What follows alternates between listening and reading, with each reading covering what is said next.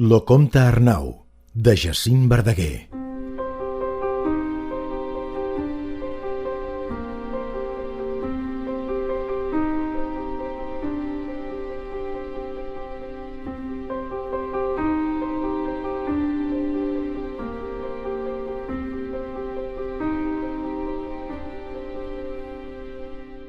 Lo comte de Mataplana ne tenia 2 cavalls. L'un era blanc com la gebre, l'altre fosc com lo pecat. Malaja lo cavall negre, benaja lo cavall blanc. Un matí de la hivernada, lo negre feia ensellar.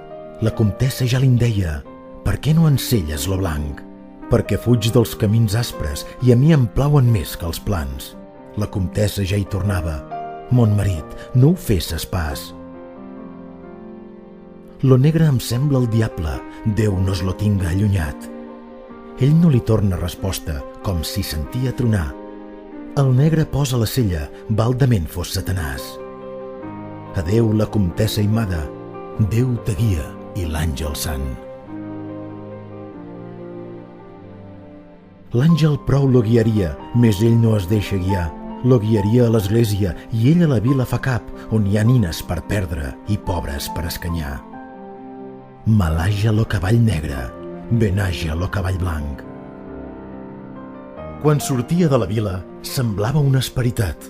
Corria lo cavall negre, corria com si volàs, tantós per les altes cimes com pel fons del xaragall. Los gombarnesos s'assenyen quan lo veuen desbocat.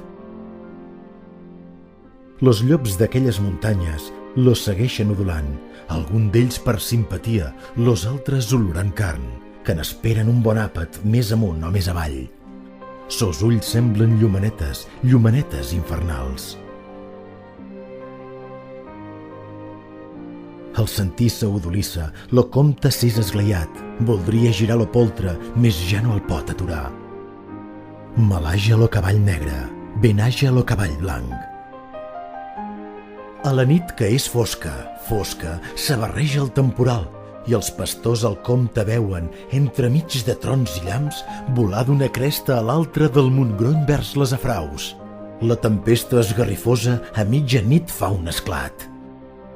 D'un llampec entre les ales s'obira lo comte Arnau, rodolant de falta cima de Sant Ou dins lo forat, d'on surt entre rius de flama lo renill del seu cavall. La comtessa l'esperava a la porta del palau. Passen hores, passen dies, passen nits de por i espant. A la tercera que passa, l'en veu venir condemnat. La nit era negra, negra, més negre era son cavall que era el diable, Déu no es lo tinga allunyat. Malaja lo cavall negre, benaja lo cavall blanc.